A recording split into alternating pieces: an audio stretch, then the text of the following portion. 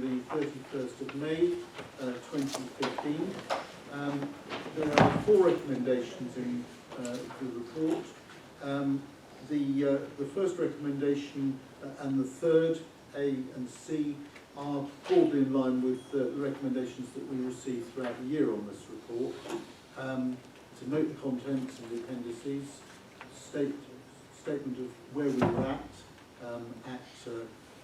at the end of May, and also to request portfolio holders and executive team and service directors to be working as hard as possible, both in terms of mitigating any pressures that exist and actually working solidly towards the formation of a balanced budget for 2016-17, work which is well underway based on this current budget monitoring as we see it month by month. The other 2 recommendations, B and D, I'd like to ask the Executive Director, Mr. Milner, to introduce, together with the paper that has been tabled as an amendment just before the meeting. Mr. Milner.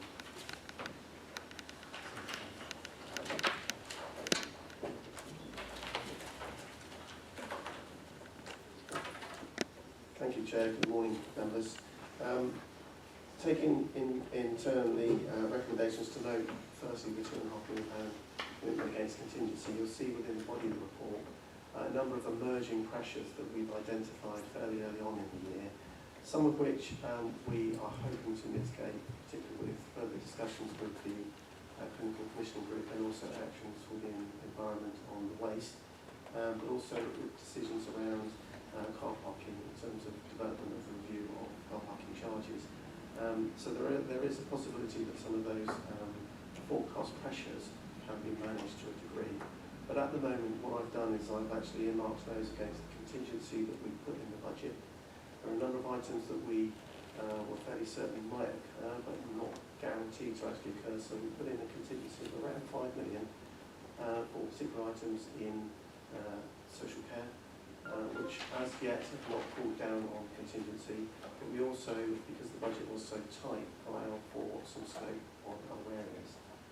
These elements weren't actually forecast, so they're actually taken potentially about 50% of that contingency. However, work is ongoing to actually mitigate those, and my expectation is that will actually come down. So that's the position as we see it at the 31st of May. It is quite normal that at the start of the year you do see the gloom in terms of the forecasts. As the year progresses, it's likely that there might be resource that's freed up and identified to actually mitigate some of the pressures that we see early on.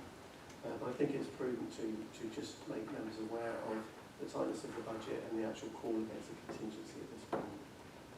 The second element, second recommendation, D, I've requested that the Cabinet earmark about £1 million in terms of the entrepreneurial fund to enable us to respond quite quickly to strategies that will mitigate the issues that are emerging in the year, maybe through a little bit of redundancy, that maybe through an investment to actually pump prime a saving objective that actually brings long-term revenue streams in. But it just gives us that scope to actually be agile in terms of ensuring that we can act quickly within the year to opportunities that are presented through portfolio holders or service directors or exec directors. And what it will mean is we will get the full year impact in 16-17. So that's the rationale for requesting that sum. As the chairman mentioned, I do need to bring members' attention to 2 errors within the revenue management statements that are attached to the report. Firstly, on page 8, which is the housing revenue account revenue management statement. Hopefully you've been circulated with the papers which clarify the final 2 columns. The bottom line remains the same in terms of the £83,000 credit.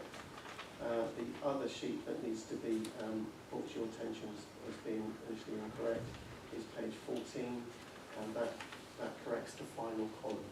So the final column is actually 0. So the main body of the report and the summary within the report are correct, but apologies, the actual revenue statements that were attached were not. Thank you. Thank you very much, Mr. Milner. So we'll go back to the recommendations. Just to add to what Mr. Milner has said on the two that I didn't comment on, the second recommendation, noting the £2.5 million contingency being earmarked, well, Mr. Milner has very clearly explained the thinking behind that and why we're proposing to do it. The recommendation of D references paragraph 26 of the report, and this is really to free us up to enable greater agility, as Mr. Milner was saying a moment ago. What that means is that the information will be as available as it is today, but the difference is that it means that if we need to make decisions very quickly, and I anticipate with the vastly changing landscape presented to us, not least by central government, that will become a necessity, then we will have the ability to do that. We'll take it through Executive Gateway, which is a mechanism which will apply all the checks and balances you'd expect before any expenditure is committed, and we will then be reporting that back through Cabinet once that has taken place, which just means that we buy a little bit of extra time to allow us that flexibility, and that goes through Cabinet and Council then in the usual way. So I move the 4 recommendations and look for a seconder. Councillor Williams. Do you wish to speak, Councillor Williams? Okay. Any questions from members who are not on the Cabinet? Councillor McQueen.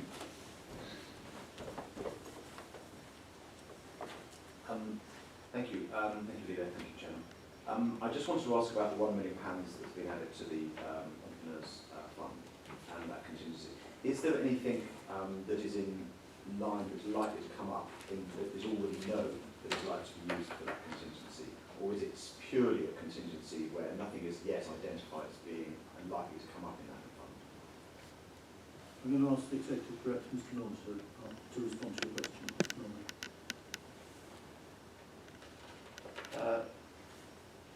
In terms of my forecast of some of the action that actually needs to be taken, I believe myself that there is a need to actually commit that resource.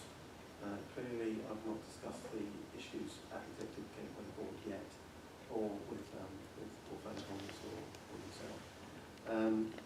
I do feel there are a number of commitments that are lining up that would draw down against that £1 million, but clearly I need to discuss those through the channels to actually ensure that agreement with those. I think I would add to that I recognise quite a number that are very much on the horizon, perhaps a little closer even than that.